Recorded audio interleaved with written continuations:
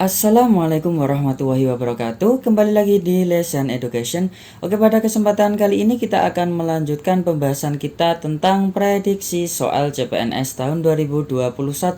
Dan kita masuk ke part 20 dan kita masih membahas tentang TWK, yang mana pada video kali ini kita masih membahas tentang tokoh-tokoh nasional ya. Kenapa ini penting untuk kita bahas? Karena di sini berdasarkan CPNS tahun-tahun lalu, ini soal-soal yang saya akan bahas di video kali ini itu sering keluar di SKD CPNS tahun-tahun lalu ya, berdasarkan informasi berdasarkan FR ya, di informasi di lapangan. Oke teman-teman, tapi sebelum kita masuk ke pembahasannya, bagi teman-teman yang baru bergabung di channel ini, jangan lupa untuk klik tombol subscribe dan jangan lupa untuk aktifkan notifikasi loncengnya supaya tidak ketinggalan video bermanfaat yang lainnya. Oke, sekarang kita masuk ke pembahasan ya. Di sini nanti akan ada sekitar 10 soal. Teman-teman silahkan dijawab seketika soal sudah saya tampilkan, kemudian kita akan langsung membahasnya. Oke, sekarang kita masuk ke soal yang pertama. Pada tanggal 27 sampai 28 Oktober 1928 diadakan Kongres Pemuda II di Jalan Keramat nomor 106 Jakarta yang dipimpin oleh A. Sukondo Joyo Puspito, B. Muhammad Yamin, C. A. Gani, D. Jiojen Kwai, E. Wongsonegoro ya. Silakan dijawab. Kalau sudah, sekarang kita akan membahasnya ya. Jadi pembahasan untuk soal nomor 1, Kongres Pemuda II dari tanggal 27 sampai 28 Oktober 1928 itu dihadiri oleh utusan sebagai berikut. Sangat banyak sekali ya.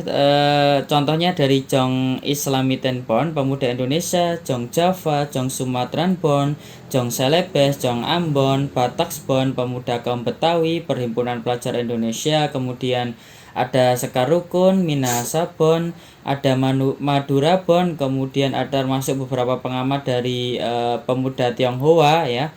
Nah, di sini ya, kongres ini dipimpin oleh Sugondo Joyo Puspito dengan sekretarisnya adalah Muhammad Yamin ya. Jadi di sini ada pilihan jawaban yang mengecoh ya, padahal di sini dipimpin ini ketuanya itu adalah Sugondo Joyo Puspito, kemudian Muhammad Yamin ini sebagai sekretarisnya ya. Karena di soal nomor 1 yang ditanyakan adalah yang dipimpin oleh siapa, maka jawaban yang paling tepat di sini adalah yang A. Oke, sekarang kita lanjutkan ke soal nomor 2. Indonesia pernah menyatakan keluar dari keanggotaannya di PBB ya. Peristiwa tersebut terjadi pada masa pemerintahan Presiden A. Soekarno, B. Soeharto, C. Habibie, D. Abdurrahman Wahid, E. Megawati Soekarno Putri. Silakan dijawab kalau sudah, sekarang kita akan membahasnya ya. Jadi Indonesia itu pernah menyatakan keluar dari PBB sebagai bentuk protes ya, dimasukkannya Malaysia yang dianggap sebagai nekolim oleh PBB sebagai anggota tidak tetap Dewan Keamanan PBB. Nah, pada saat itu Indonesia di bawah pemerintahan Presiden Soekarno ya. Berarti di sini jawaban yang paling tepat itu adalah yang A. Oke ya, sekarang kita lanjutkan ke soal nomor 3. Indonesia adalah salah satu negara pendiri ASEAN ya. Tokoh yang mewakili Indonesia dalam pendirian ASEAN adalah A. Agus Salim, B. Soekarno, C. Adam Malik, D. Subandrio, dan E. Muhammad Hatta. Silahkan dijawab. Kalau sudah, sekarang kita lanjutkan ke pembahasannya. Jadi tokoh yang mewakili Indonesia dalam pembentukan ASEAN itu adalah Adam Malik ya. Dan pada saat itu Adam Malik menjabat sebagai Menteri Luar Negeri Indonesia. Berarti di sini jawaban yang paling tepat adalah yang C. Oke, sekarang kita lanjutkan ke soal nomor 4. Panitia 9 yang bertugas menyusun rancangan konstitusi negara Indonesia diantaranya kecuali A. Insinyur Soekarno, B. Ahmad Subarjo, C. Wahid Hasim, D. Rajiman Widyodiningrat, dan E. Haji Agus Salim. Oke, silakan dijawab kalau sudah, sekarang kita bahas ya. Jadi pembahasannya, Panitia 9 itu terdiri dari Bapak Insinyur Soekarno itu sebagai ketuanya, kemudian Muhammad Hatta itu sebagai wakilnya ya. Kemudian anggotanya itu ada 7 ya, ini sebagai anggota. Masing-masing itu adalah Muhammad Yamin, Ahmad Subarjo, A.A. Maramis, Abdul Kalam Muzakir, Wahid Hasim, Haji Agus Salim, dan Abi Kusno Cokro Suyoso. Berarti di sini sudah saya kasih warna merah untuk pembahasan nama-nama yang sudah ada di pilihan ganda, dan yang tidak ada di sini adalah yang D ya. Jadi Rajiman Wedyo Diningrat itu bukan termasuk panitia 9. Berarti jawaban yang paling tepat itu adalah yang D. Oke, sekarang kita lanjutkan ke soal nomor 5. Orang yang mengusulkan agar naskah teks proklamasi ditandatangani oleh Insinyur Soekarno dan Muhammad Hatta atas nama bangsa Indonesia adalah A. Sudiro, B. BM Diah, C. Sayuti Malik, D. Soekarni, E. Ahmad Subarjo. Silahkan teman-teman dijawab. Kalau sudah, sekarang kita bahas ya. Nah, orang yang mengusulkan agar naskah teks proklamasi ditandatangani oleh Insinyur Soekarno dan Muhammad Hatta atas nama bangsa Indonesia itu adalah Soekarni ya. Jadi di sini jawaban yang paling tepat itu adalah yang D. Oke, kita sudah sampai nomor 5. Teman-teman sudah salah berapa, benarnya berapa? Oke, kalau sudah, sekarang kita lanjutkan ke soal nomor 6. Badan Penyelidik Usaha Persiapan Kemerdekaan Indonesia atau disingkat sebagai BPUPKI diketuai oleh A. Wahid Hasyim, B. Haji Agus Salim, C. Insinyur Soekarno, D. Ahmad Subarjo, E. Rajiman Widyo Diningrat.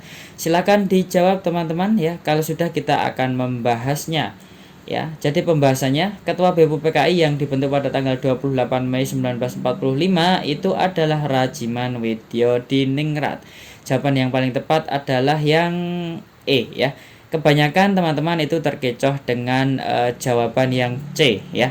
Padahal di sini yang mengetuai ya sebagai ketua itu di BPUPKI itu pada tanggal 28 Mei itu adalah Rajiman Widyo Diningrat. Jadi jawaban yang paling tepat itu adalah yang E.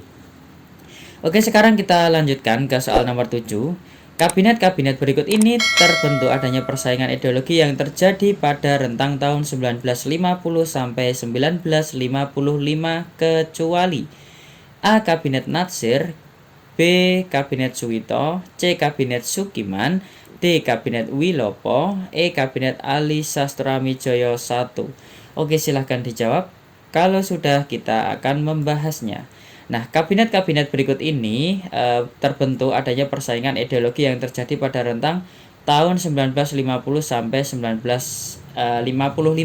Nah, adalah sebagai berikut. Yang pertama adalah Kabinet Natsir yang dibentuk sekitar ini ya. Kabinet ini bertugas pada tahun 1950 sampai 51.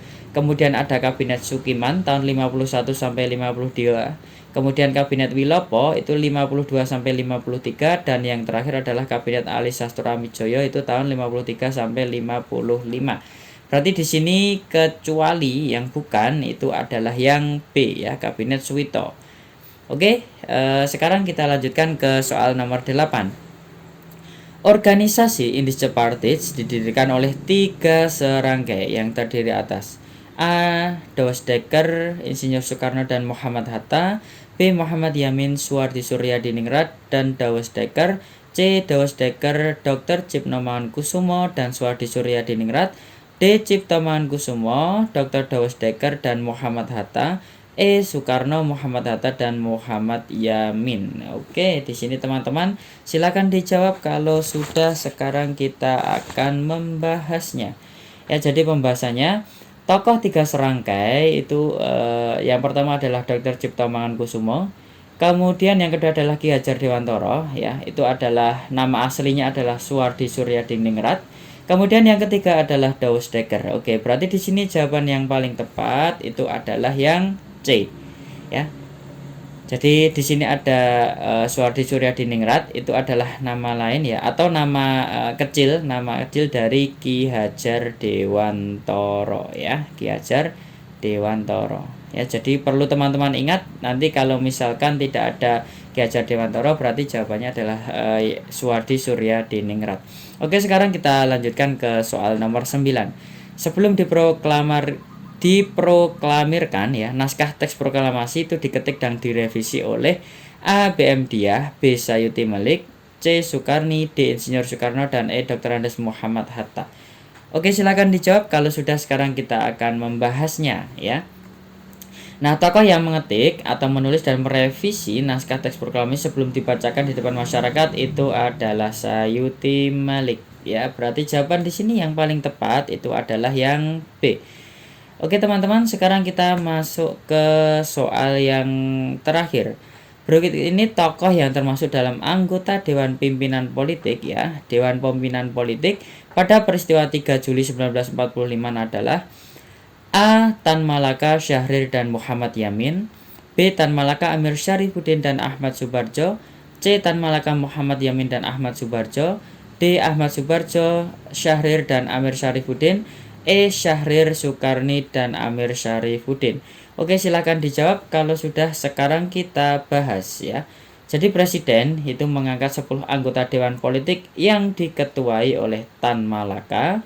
Kemudian beranggotakan sebagai berikut. Yang pertama adalah Muhammad Yamin, kemudian Ahmad Subarjo, dan yang lain adalah Buntaran Marto Atmojo, Budiarto Marto Atmojo, Soekarni, kemudian ada Khairul Soleh, kemudian Sudiro, Gatot, dan yang terakhir adalah Iwa Kusuma Sumantri.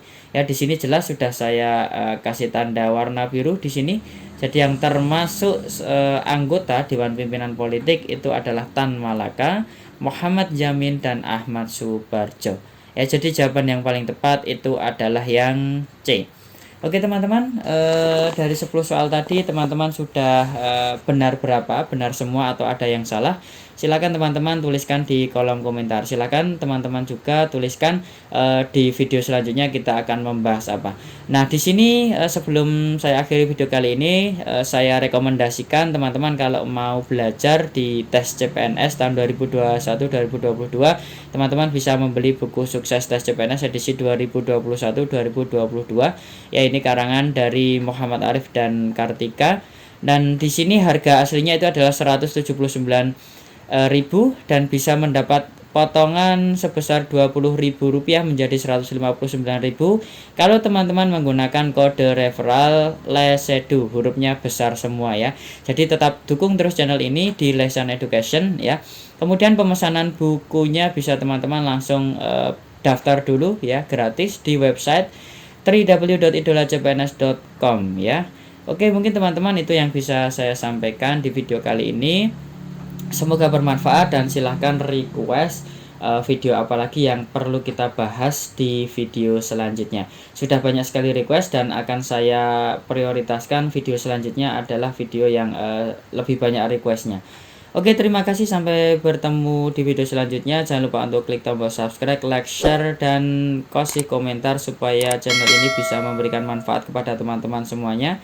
Terima kasih, sampai jumpa di video selanjutnya. Wassalamualaikum warahmatullahi wabarakatuh.